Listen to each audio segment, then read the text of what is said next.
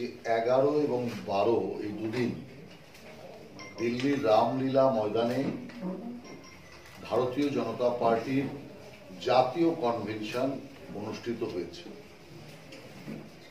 আমাদের রাজ্য থেকে 600-রও অধিক ডেলিগেটস ওই সম্মেলনে উপস্থিত ছিল। সারা দেশে প্রায় 12,000-এর উপরে প্রতিনিধি এই শিবিরে অংশগ্রহণ করেছে। এই শিবিরে 3টে প্রস্তাব নেওয়া হয়েছে। একটা রাজনৈতিক প্রস্তাব, একটি গরিব মানুষের জন্য ভারতীয় জনতা পার্টির চিন্তা ভাবনা তার উপরে প্রস্তাব, আর আরেকটি প্রস্তাব কৃষকদের বিষয়।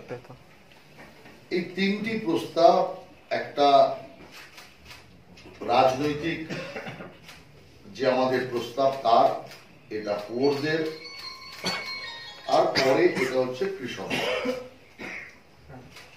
তো এই 3টে প্রস্তাবের বিষয়কে সম্মিলিত করে সারা দেশে আজকে প্রত্যেকটি দেশের মূল রাজধানীতে বা কেন্দ্রতে এই বিষয়ে প্রেস কনফারেন্স হচ্ছে। সেই উপলক্ষে আমরা আজকে পশ্চিমবঙ্গবাসীকে প্রধানমন্ত্রী নরেন্দ্র মোদীর কর্মকাণ্ড এবং চিন্তাভাবনা বা আগামী দিনের ভারতীয় জনতা পার্টির কর্মকাণ্ড চিন্তাভাবনা তা আপনাদের মাধ্যমে জানানোর জন্য আমরা এখানে 3টে প্রস্তাবকে একত্রিতকরণ করে আপনাদের সামনে রাখছি। পুরো প্রস্তাবের খুঁটিনাটি যদি আপনাদের দরকার হয় ওয়েবসাইটে দিয়ে দেওয়া হবে। আপনাদের যে পার্টির যেটা যোগাযোগের হোয়াটসঅ্যাপ গ্রুপ আছে তাতেও দিয়ে দেওয়া যাবে, সেখান থেকে আপনারা গুলো কালেক্ট করে নিতে পারেন। মূলত এই প্রস্তাবের সবচেয়ে বড় উল্লেখযোগ্য দিক হচ্ছে যে দেশের অর্থনীতি, দেশের সুরক্ষা, গরিব মানুষের উত্থান, কৃষকের সিকিউরিটি এবং রাষ্ট্রের নিজেকে স্বনির্ভর করার যে নীতি, এই সামগ্রিক নীতিতে ভারতীয় জনতা পার্টির সরকার তার অভীষ্ট লক্ষ্যে দারুণভাবে কাজ করেছে, যার জন্য দলের পক্ষ থেকে নরেন্দ্র মোদী এবং নরেন্দ্র মোদীর সরকারকে আমরা ধন্যবাদ জানাচ্ছি। যেটা আমরা দেখেছিলাম ইউপিএ রিজমে, আমরা যদি দেখি মুদ্রাস্ফীতির দিকে যদি লক্ষ্য রাখি, যেখানে 10.4% মুদ্রাস্ফীতি ছিল, সেখানে বিজেপি সরকার মুদ্রাস্ফীতিকে 5%-এ নামিয়ে আনতে সক্ষম হয়েছে। তেমনি আমরা যদি জিডিপি ক্ষেত্রে দেখি, সেই গ্রোথ রেটের ক্ষেত্রেও 6.4% থেকে 7.6%-এ আনতে সমর্থ হয়েছে ভারতীয় জনতা পার্টি নরেন্দ্র মোদী নেতৃত্বাধীন সরকার। এখানে গরিবদের জন্য যে ব্যাপক প্রকল্পের কথা বলা হয়েছে তার সবচেয়ে বড় নিদর্শন হচ্ছে প্রাক্তন প্রধানমন্ত্রী রাজীব গান্ধী। তিনি লোকসভাতে বলেছিলেন 100 টাকা যদি কোনো গরিব কল্যাণে পাঠানো হয়, টাকা যেতে যেতে রাস্তায় ক্ষয় হয়, মানে চুরি হয়, শেষে সেই কেন্দ্রে 15 পয়সা গিয়ে পৌঁছায়, গরিব মানুষের কাছে জনকল্যাণে 15 পয়সা পৌঁছায়, সেই 15 পয়সায় প্রকল্পের কাজ না হয়, সেই পয়সা ফেরত আসে। প্রথম নরেন্দ্র মোদী সরকার এক আমূল পরিবর্তন করলেন, যে জনধন যোজনার মাধ্যমে যার পয়সা 100% তার কাছে পৌঁছাবার যে লক্ষ্যকে তিনি সার্থক করলেন, এটা একটা বিরাট ইতিহাস। উল্লেখযোগ্য দিক, তার সাথে আধারের মাধ্যমে পুরো রাষ্ট্রের গরিব মানুষকে যুক্ত করে বিশ্বের মধ্যে একটা রেকর্ড তৈরি করলেন, কারণ সারা বিশ্বে এত বড় আইডেন্টি কার্ডের ব্যবস্থা, পুরো পঞ্জীকরণের ব্যবস্থা বিশ্বের কোথাও নেই, কোন দেশ করতে পারেনি, যা ভারতের মতো জনবহুল দেশে দ্রুততার সাথে নরেন্দ্র মোদী সরকার করে দেখিয়েছে। এর সাথে আমরা দেখেছি মানুষের জন্য, সাধারণ গরিব মানুষকে সুবিধা দিতে অটল পেনশন যোজনা থেকে শুরু করে গরিব মানুষ যাতে ট্রিটমেন্ট ঠিক মতো করতে পারে তার জন্য 1.5 লক্ষ টাকার যে স্ট্রেন্থ হার্টের ক্ষেত্রে বসতো, সেই স্ট্রেন্থকে 20,000 টাকা 30,000 টাকায় নামিয়ে এনে হৃদয়ের ক্ষেত্রে অস্ত্রোপচারের যে খরচা তাকে ন্যূনতম করে গরিবের আওতার মধ্যে এনেছে। শুধু তা নয়, সারা দেশে 8,500-র মতো দোকান মেডিসিন, যেখানে 50% কম দামে 1,832টা মেডিসিন, অত্যন্ত আবশ্যক মেডিসিন 50% কম দামে বিক্রির ব্যবস্থা করা। এটা গরিবদের ক্ষেত্রে একটা বিরাট বৈপ্লবিক পদক্ষেপ বলে আমরা মনে করছি। তেমনি আমরা দেখেছি যে এই মাত্র যেটা নরেন্দ্র মোদী সরকার নিলেন, যে এতদিন পর্যন্ত এসসি, এসটি এবং ওবিসি সম্প্রদায়ভুক্ত লোকেরাই রিজার্ভেশনের সুবিধা পেতেন, অথচ আদার কাস্টের মধ্যে, সাধারণ নাগরিকের মধ্যে বহু মানুষ এমন আছেন যারা আর্থিকভাবে অত্যন্ত পিছিয়ে, অত্যন্ত দুর্বল। কোন সরকার তাদের কথা চিন্তা করেনি। এক নরেন্দ্র মোদীর সংবেদনশীল সরকার কোন রিজার্ভেশন ডিস্টার্ব না করে, কারো ভাগের অর্থ না কেটে, কারো সুবিধা না কেটে সাধারণ গরিব মানুষের জন্য 10% রিজার্ভেশনের যে ঐতিহাসিক পদক্ষেপ মোদীজির সরকার নিয়েছে তা এক অভূতপূর্ব সাফল্য, যার দ্বারা সমাজের গরিব মানুষ, অথচ যারা রিজার্ভেশনের আওতায় পড়তো না, তারা দারুণভাবে উপকৃত। মোদীজির সরকার, আগে যে সরকারের নীতি ছিল যে ব্যাংক থেকে লোন পেতে গেলে শুধুমাত্র নেতাদের ফোন লাগতো, আর নেতাদের ফোন লাগার ফলে কোটি কোটি টাকা, ব্যাংকের টাকা, যেটা পেছন দরজা দিয়ে চলে গিয়েছে এবং বড় বড় স্ক্যাম এই ক্ষেত্রে হয়েছে। এই ক্ষেত্রে আমরা দেখেছি যে এই ব্যাংক স্ক্যামের জন্য, যেখানে স্বাধীনতা থেকে শুরু করে 2008 পর্যন্ত মাত্র 8 লক্ষ কোটি টাকা ব্যাংক ঋণ ছিল, আর শুধুমাত্র 2009 থেকে 14 আগ পর্যন্ত সেই ঋণের পরিমাণ 54 লক্ষ কোটি টাকা হয়ে গেল। কি করে? স্বাধীনতা থেকে অল্প পরিমাণ ব্যাংক লোনের টাকা গেল, আর এইটুকু টাইমের মধ্যেই এই যে যারা বিদেশে পালিয়ে গেছে বা এখনো এই দেশের মধ্যে থেকে পালিয়ে বাঁচার চেষ্টা করছে, সেই সমস্ত কংগ্রেসী লোকদের ঋণ পাইয়ে দেওয়া হয়েছে। প্রথমে ঋণ দেওয়া হয়েছে, সে ঋণ শোধ করা হয়নি, আবার তার জন্য ঋণ দেওয়া হয়েছে, আবার কাজ ফেল হয়েছে, আবার ঋণ দেওয়া হয়েছে। এইভাবে বেআইনি পথে টেলিফোনের মাধ্যমে রাজনৈতিক সুবিধা এবং রাজনৈতিক প্রভাব খাটিয়ে ব্যাংকগুলিকে দেউলিয়া করার রাস্তায় নিয়ে যাওয়া হয়েছিল। তার থেকে নরেন্দ্র মোদী সরকার উদ্ধার করেছে ব্যাংকের দেশকে।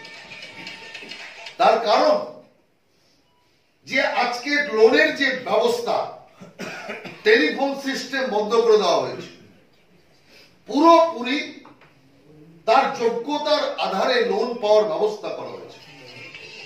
তেমনি বিভিন্ন যে ইন্টারভিউ ক্ষেত্রে যে দলবাজি চলতো, নোংরামি চলতো, পয়সা খাওয়া করে চলতো, পুরোপুরি ইন্টারভিউ সিস্টেমকে তুলে দিয়ে অনলাইনে কানেক্টেড করা হয়েছে, যার জন্য এই ক্ষেত্রে নিয়োগের ক্ষেত্রে পুরোপুরি একটা স্পষ্টতা চলে এসছে, একটি ক্ষেত্রেও দুর্নীতি নেই। এই সরকার স্টার্ট আপ, স্ট্যান্ড আপ, এই জাতীয় প্রকল্পের মাধ্যমে দেশের মেরুদণ্ডকে শক্ত করার চেষ্টা করেছে। এই সরকার নিম কোটেড ইউরিয়াকে চালিয়ে লক্ষ লক্ষ টাকা যে ঘুর পথে কৃষক কল্যাণের বদলে বাইরের বাজারে চলে যেত, সেটাকে বন্ধ করা হয়েছে।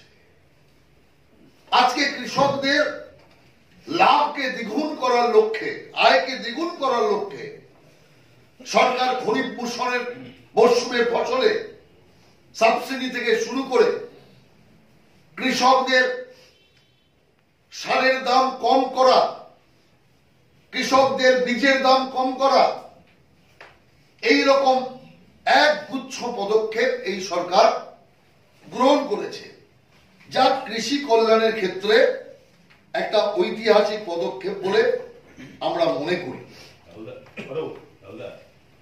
আবার আমরা রিপিট করব, সবাই চাইছে ওই রথ নিয়ে খুব ইম্পর্টেন্ট এই প্রত্যেকটা বিষয়ে, যেমন আমাদের মা বোনেদের ক্ষেত্রে বেটি বাঁচাও বেটি পড়াও প্রোগ্রামকে সঙ্গে নিয়ে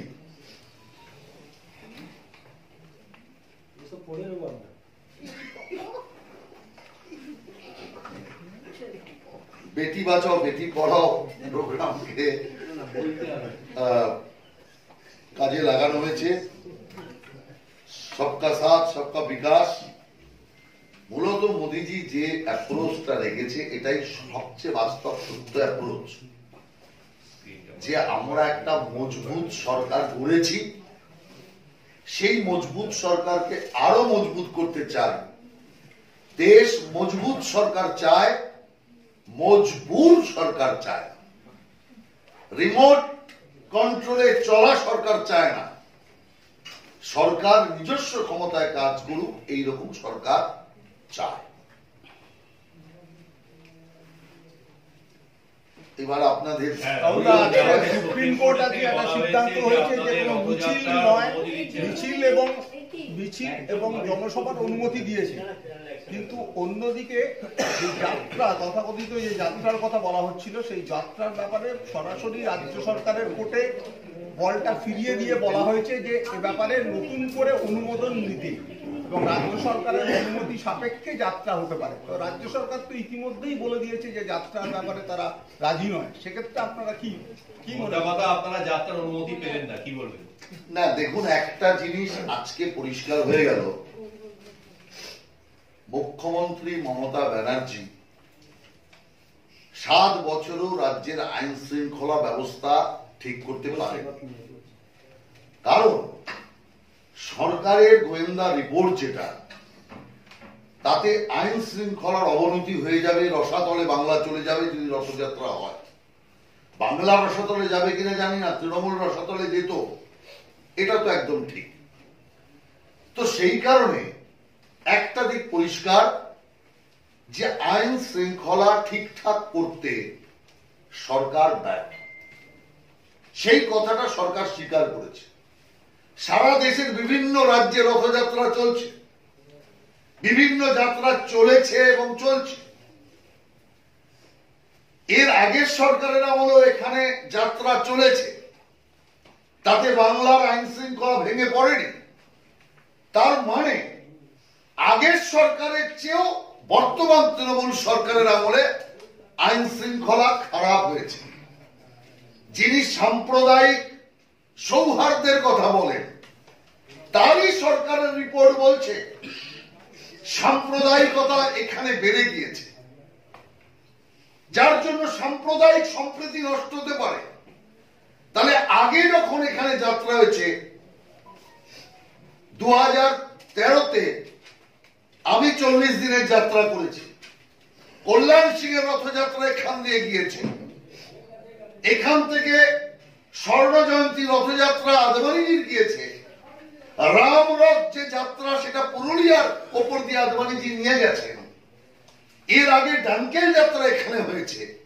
অর্থাৎ পশ্চিমবাংলায় বিজেপি 6 থেকে 7 বার এখানে যাত্রা করেছে, কোথাও এক চুলো আইন শৃঙ্খলার অবনতি হয়নি। তার মানে মমতা ব্যানার্জির আমলে আইন শৃঙ্খলা ভেঙে পড়েছে, তার জন্য দায়ী রাজ্যের মুখ্যমন্ত্রী।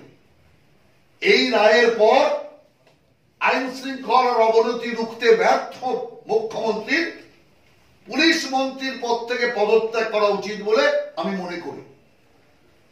এই রাজ্যে সাম্প্রদায়িক সম্প্রীতি যদি নষ্ট হয়ে থাকে, তার জন্য রাজ্যের মুখ্যমন্ত্রী দায়ী। আমরা আদালতের, সর্বোচ্চ আদালতের যে রায়, তাকে মন থেকে না হলেও আমরা মানতে বাধ্য। কিন্তু এটাও পরিষ্কার বলে দিই যে রথযাত্রা বন্ধ করে মমতা ব্যানার্জি যদি মনে করে যে গণতন্ত্রের কণ্ঠরোধ উনি করেই যাবেন, সেটা হবার নয়। আমি মনে করি রাজ্য সরকারের এই কর্মকাণ্ড বিনাশকালে বিপরীত বুদ্ধির সামিল। বাংলার মানুষ এটা ভালো চোখে নেবে না যে একটা রাজনৈতিক কর্মকাণ্ডকে যেন তেন প্রকারে আটকানোর যে প্রচেষ্টা, এর সংকীর্ণ রাজনৈতিক উদ্দেশ্যে সরকারকে পুরোপুরি ব্যবহার করা, এ অত্যন্ত নিন্দনীয় অধ্যায়। মমতা ব্যানার্জি মনে করছে রথযাত্রা আটকে গেলেই বিজেপি আটকে যাবে, ওদের বিনাশ রোধ হয়ে যাবে। বিনাশ শুরু হয়েছে। আমরা কি পদক্ষেপ গ্রহণ করব তা আমরা আমাদের কেন্দ্রীয় সভাপতির সাথে কথা বলে আমরা সেই লক্ষ্যে এগোবো। এমনিতেই আমরা সারা রাজ্য জুড়ে বহু জায়গায় সভা সমাবেশ করার পরিকল্পনা আমরা নিয়ে রেখেছি। আমরা আরো কিছু পরিকল্পনা দিল্লিতে বসে আমাদের কেন্দ্রীয় সভাপতির সঙ্গে তার পরামর্শ মতো আমরা প্রস্তুত করেছি। এই উপলক্ষে আগামীকাল সকাল 10টা থেকে এখানে সভা আছে, পার্টির জরুরি বৈঠক আগে থেকে ডাকা আছে, যাতে আমাদের কেন্দ্রীয় নেতারাও উপস্থিত থাকবেন যারা এখানকার দায়িত্বে আছে। আমরা কোর্টের আদেশ মেনে আমরা সভা সমিতি বা যা কিছু কোর্টের আদেশের আওতায় করা যায় তার পুরোপুরি ব্লুপ্রিন্ট আমরা তৈরি করব। রথযাত্রার বিষয়ে কি করা হবে সেটা আমাদের কেন্দ্রীয় সভাপতির সাথে আলোচনা করেই আমরা আমাদের পরবর্তী কর্মপন্থা ঠিক করব। কিন্তু আমরা মনে করি যে এটা একটা বাংলায় গণতন্ত্রকে কণ্ঠরোধ করার একটা কলঙ্কিত ইতিহাস হয়ে রইল। আমি আপনাদের এই সঙ্গে আরেকটি জিনিস জুড়ে বলতে চাই। আজকে অ্যাক্সিডেন্টাল প্রাইম মিনিস্টার বলে একটা ফিল্ম এসছে, আর সেই ফিল্মের ওপর আঘাত আসছে, হলে ঢুকে ভাঙচুর করছে কংগ্রেস। এই রাজ্য সরকারের পুলিশের সহযোগিতায় হামলা হচ্ছে, রাজ্যের বাইরেও অন্যান্য স্টেটে হচ্ছে। বুদ্ধিজীবীগুলো এখন কোথায়? চোখে ঠুলি দিয়ে রয়েছে। সেই বুদ্ধিজীবীগুলোকে আমি বলতে চাই, যারা অসহিষ্ণুতার জন্য পদক ছুঁড়ে ছুঁড়ে ফেলছিল, আজকে কংগ্রেস একটি শিল্পের ওপর, সংস্কৃতির ওপর, সৃষ্টির ওপর যেভাবে নগ্ন আক্রমণ করছে, বুদ্ধিজীবীদের বুদ্ধি ভ্রষ্ট হয়ে গেছে। ওই কাউকে তো প্রতিবাদ করতে শুনিনি। মমতা ব্যানার্জি এর বিরুদ্ধে প্রতিবাদ করেনি। যারা এই কাজ করলো তাদের দণ্ডিত করেনি। তার মানে কংগ্রেস করলে, তৃণমূল করলে, সিপিএম করলে তখন সহিষ্ণুতা হয়, আর যদি অন্য কেউ কিছু একটা করে বা কিছু বলে তখনই অসহিষ্ণুতার ঝড় হয়ে যায়। সেই কারণে আমি বলতে চাই, কোথায় বড় বড় বিশ্ব সেরা নোবেলজয়ী অর্থনীতিবিদ চুপ করে আছেন কেন? মাথা নিচু করে লুকিয়ে আছেন কেন? সব ব্যাপারে এক্সট্রা কমেন্টেটরের ভূমিকা নিয়েছেন, অতিরিক্ত ভাষ্যকারের ভূমিকা নিয়েছেন। এখন কেন প্রতিবাদ নেই? এখন কেন এর বিরুদ্ধে চুপচাপ রয়েছে? সেই কারণে আমি বুদ্ধিজীবীদের আমি পরিষ্কার বলতে চাই, সাদা চোখে দেখার অভ্যাস করার চেষ্টা করুন। রাজনৈতিক রঙে রাঙিয়ে নিজেদের বুদ্ধিকে ভ্রষ্ট করবেন না, এটা পরিষ্কার আমরা বলতে চাই। তো সেই ক্ষেত্রে বুদ্ধিজীবীদের আমি এটাও বলতে চাই, গণতন্ত্র হত্যার এই যে নিদর্শন, একটি রাজনৈতিক দল 40 দিনের যাত্রা প্রস্তুত করে 1.5 মাস আগে অনুমতি চাই। সরকার নীরব, ভদ্রতার খাতিরে ডাক পর্যন্ত দিল না। আমাদের পক্ষ থেকে বারবার বলা হলো আমরা বসতে চাই, আমরা কথা বলতে চাই। সরকার অভদ্রতা পুরোপুরি দেখিয়ে গেল। এরপরে আমরা কি দেখলাম, যে আমরা সেটাকে কমিয়ে 18 দিন করে দিয়েছি। সেক্ষেত্রেও সরকারের বিপদ বোধ যাচ্ছে না, সরকারের ভয় যাচ্ছে না। তো আজকে সমাজে যে সমস্ত বুদ্ধিজীবীরা আছে তাদের ক্ষেত্রে আমি এই ক্ষেত্র বলতে চাই, আপনারা বলুন, গণতন্ত্রে প্রত্যেক রাজনৈতিক দলের নিজ কর্মকাণ্ড করার অধিকার আছে কি নেই? যদি অধিকার আছে বুদ্ধিজীবীরা মনে করেন, তাহলে আপনাদের বুদ্ধি থেকে কিছু বাক্য ব্যয় করুন। আর যদি মনে করেন যে গণতন্ত্র এক পেশে চলবে, তাহলে ভবিষ্যতে অসহিষ্ণুতার একটি শব্দ আপনাদের মুখে মানাবে না।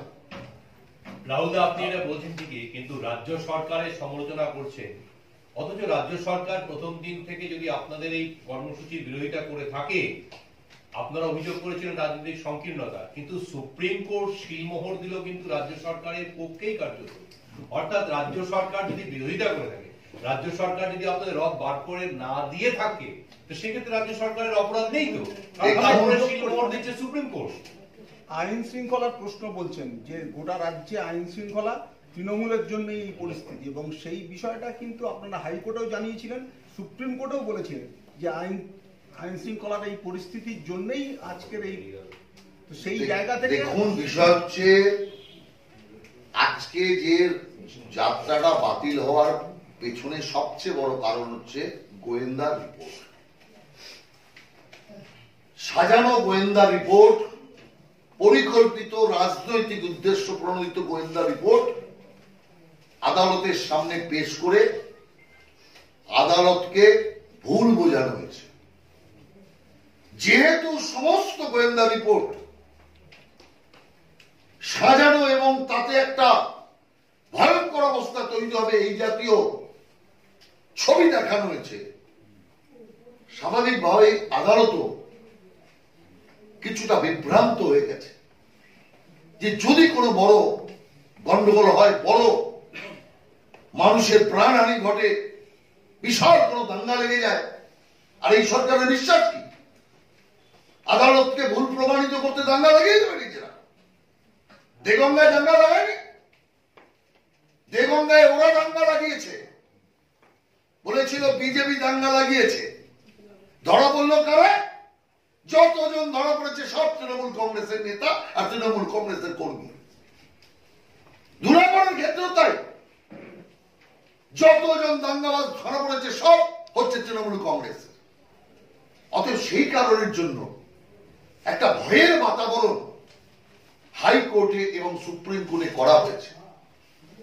প্রত্যেকটা জেলার গোয়েন্দা রিপোর্টকে সেটা দেওয়া হয়েছে, আর তাতে স্বাভাবিকভাবেই কোর্ট কিছুটা বিভ্রান্ত হয়েছে।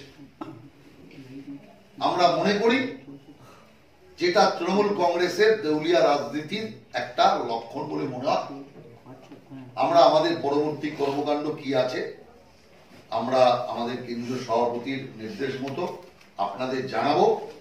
এটা আপনাদের পরিষ্কার জানাচ্ছি, এই রাজ্যে খুব শিগগিরই আমাদের কেন্দ্রীয় সভাপতিও আসবেন, প্রধানমন্ত্রী নরেন্দ্র মোদীও আসবেন, যোগী আদিত্যনাথ জিও আসবেন, অন্যান্য আরো রাজ্যের মুখ্যমন্ত্রীরা আসবেন, রাজনাথ সিংজি আসবেন, নীতিন গডকরিজি আসবেন। মোটামুটি আমাদের সমস্ত এই বিষয়টা তৈরি আছে, শুধুমাত্র আমরা আজকের রায়ের অপেক্ষা করছিলাম। সভা আমাদের হবেই, বাকি যাত্রা কি রূপে হবে সেটা আমরা ঠিক করব। কিন্তু মিটিং মিছিলের উপরে জায়গা দেয়নি, মিটিং মিছিলের উপরে তো না, আমি তো বলছি না সেটা, আমি তো সেটা বলিনি, বাদ দিতে বলেছে, আমি তো সেটা বলিনি। সেই যে বললাম যাত্রা যেটা, সেটা আমরা তো রথ বলিনি, রথ একটা প্রচলিত টার্ম চলে এসছে। আমাদের এখানে যাত্রায় কোথাও রথযাত্রা বলে কিছু নেই। রথযাত্রাটা মুখে মুখে চলতে চলতে হয়ে গেছে, পপুলার একটা ওয়ার্ড, তো চলতে শুরু করেছে। কিন্তু আমাদের এটা গণতন্ত্র বাঁচাও যাত্রা, এখানে কোনো রথযাত্রা নেই। তো গণতন্ত্র বাঁচাও যাত্রা যদি না হতে পারে, সেই গণতন্ত্রকে বাঁচানোর জন্য যাত্রা অন্য কি রূপে হতে পারে সেটাও আমরা ঠিক করি।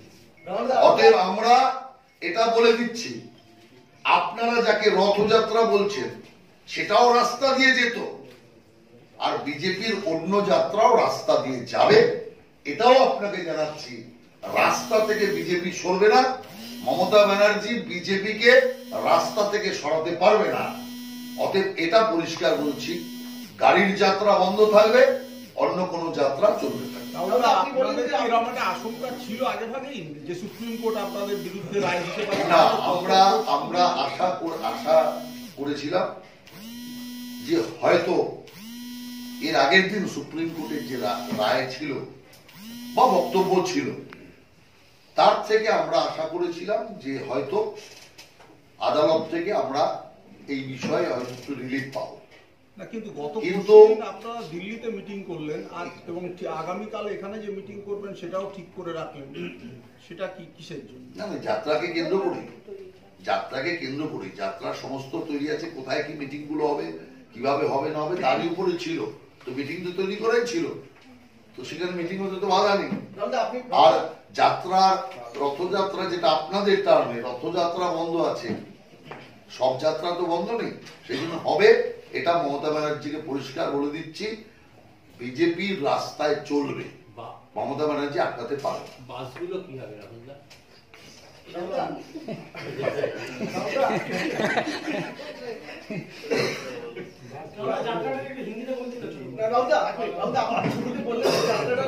পাওয়া যায়নি কারণ ল অ্যান্ড অর্ডার ফেলিয়ারের জন্য। আবার সেকেন্ড হাফে আপনি বললেন যে ল অ্যান্ড অর্ডার ফেলিয়ারের ফুল রিপোর্ট দেওয়া হয়েছে গোয়েন্দাদের তরফ থেকে। which one is correct? না, যাত্রা বলে যে একটা বিরাট আশঙ্কা ইত্যাদি প্রকট করা হয়েছে, সেটা তো মিথ্যা। কিন্তু কানুন ব্যবস্থা, আইন শৃঙ্খলা যেখানে ভালো নেই, এটা পরিষ্কার। তার কারণ যে মমতা ব্যানার্জি আইন শৃঙ্খলা ব্যবস্থা ঠিক করতে ব্যর্থ, এটা পরিষ্কার। ওর রিপোর্টই আছে, ওর বানানো রিপোর্ট হোক আর সত্য রিপোর্ট হোক, ওই রিপোর্টই ওটা আছে। যে রিপোর্টটা রাজ্য প্রশাসন দিয়েছে সুপ্রিম কোর্টে, সেটা কি আপনি মনে করছেন যে বিভ্রান্তিকর? পুরোপুরি রাজনৈতিক উদ্দেশ্যে রিপোর্ট। ও রিপোর্ট তৃণমূল তৈরি করেছে, নামে গোয়েন্দাদের নামে পাঠানো হয়েছে। ও রিপোর্ট গোয়েন্দা রিপোর্ট নয়, সব কটা গোয়েন্দা রিপোর্ট তৃণমূল কংগ্রেস তৈরি করেছে, মমতা ব্যানার্জি তৈরি করিয়েছে। গোয়েন্দাদের নামে রিপোর্ট চালানো হয়েছে। তাহলে এরম একটা রাজ্য প্রশাসন এরম একটা রিপোর্ট উচ্চ আদালতে দিচ্ছে, এই বিষয়টাকে সামনে রেখে আপনারা কি পরবর্তী ক্ষেত্রে কোনো আইনি পদক্ষেপের দিকে যাবেন? না, আমরা সেগুলো চিন্তা করব। আমরা দেখুন, আমাদের আইনজ্ঞদের সাথে আমরা এই বিষয়ে ভাবনা চিন্তা করব। আইনজ্ঞরা এই বিষয়ে অন্য কোনো পদক্ষেপ নিতে পারে কিনা সেগুলো চিন্তা ভাবনা হবে। এই তো আমাদের কেন্দ্রীয় সভাপতির নির্দেশে তার মত মতো আমরা আগামী যা করণীয় কর্তব্য তা আমরা করব।